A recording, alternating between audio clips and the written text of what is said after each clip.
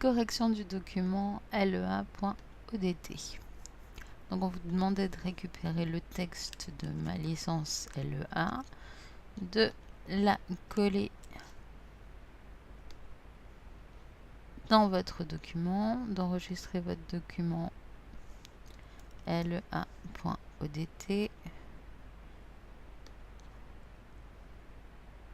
Ensuite, on vous demandait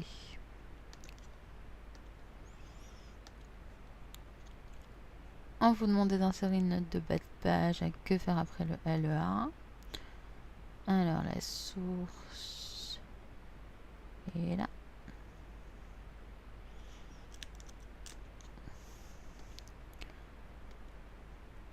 Insertion, note de bas de page.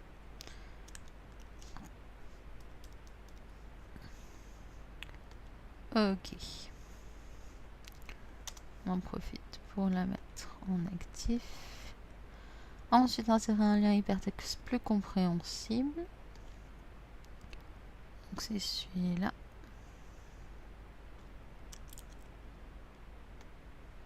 Encore. Insertion hyperlien et on colle notre lien. On vérifie le début du lien. Hop. Le cadre, le texte pour en savoir plus. On applique et on ferme. Si je me pose dessus, il me propose bien d'y aller. Donc mon hypertexte marche. De modifier les styles demandés. Donc titre, LEA en titre.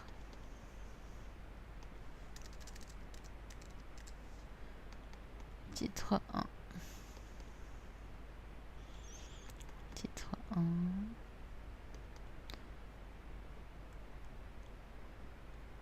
Titre 1.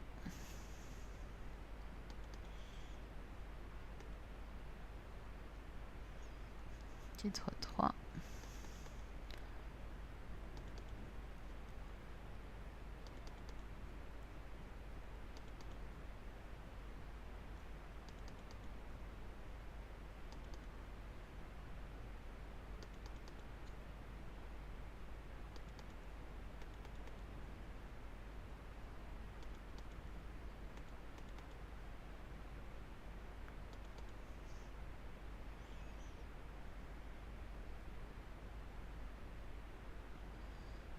Donc c'est bon pour les titres. Je n'ai pas dû en oublier.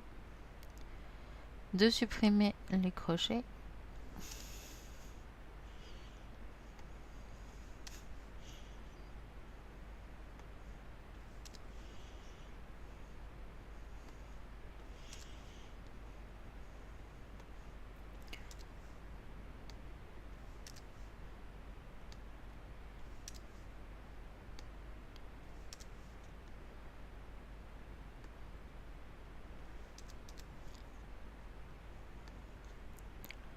Ensuite, on vous demandait de supprimer tous les paragraphes vides. Donc là, je vois que j'en ai un. Moi, par défaut, je suis déjà en caractère non imprimable. J'en ai un autre là. Et un autre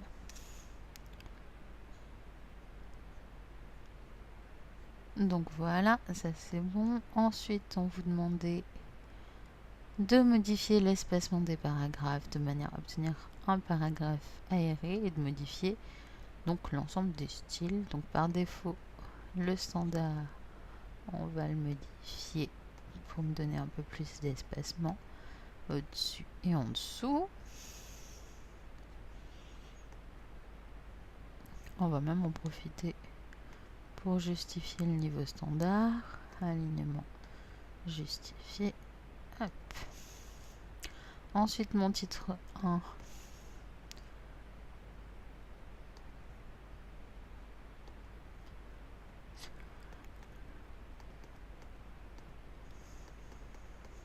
On modifie aussi l'espacement. Vous voyez que d'un coup, on a un texte beaucoup plus aéré en quelques clics.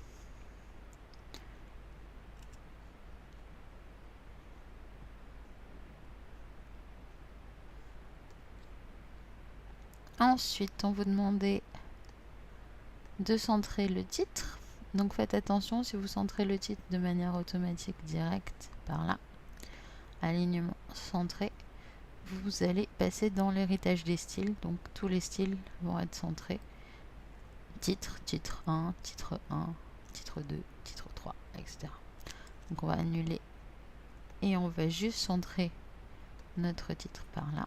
Donc là vous voyez qu'on n'est plus en train de manipuler le style mais le paragraphe en question. Ajouter un pied de page, insertion, pied de page standard. On vous demandez le nom et prénom à gauche et le numéro et le nombre de pages à droite en mode champ. Donc nom et prénom. Et à droite, un champ numéro de page. Et un champ nombre de pages. Donc on vérifie 1, 3, parfait, et 3, 3, excellent. On rajoute une table de matière en début de notre document. Donc par défaut, on va faire insertion, saut pour avoir tout dans une seule page. Encore insertion, saut. Donc notre sommaire, on va le placer là. On va le mettre en mode standard pour pas qu'il prenne un mauvais style. Donc vous allez, hop, j'ai encore un paragraphe vide qui ne sert à rien. Insertion, table et index, entrée de table. Donc on a dit qu'on l'appelait sommaire. Et on rajoute nos styles. Donc titre 1, il est au niveau 1. Titre 2, il est au niveau 2. Titre 3, il est au niveau 3. On valide.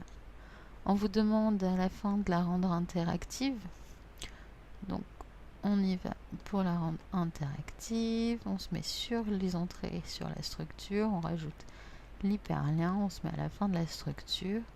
Et on rajoute l'hyperlien. On pense, là pour l'instant on l'a mis que sur le titre 1. On pense à l'appliquer sur tous les titres en cliquant sur tous. Ok. Donc voilà, là nous avons bien notre sommaire avec l'ensemble des styles et des titres.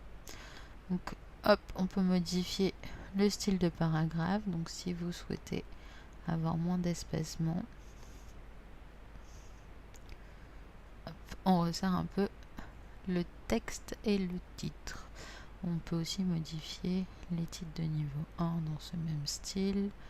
Par exemple, les mettre en plutôt caractère en petite majuscule. Ok. Et voilà, notre table de matière est prête. Notre titre est prêt. Notre document est prêt. La suite après.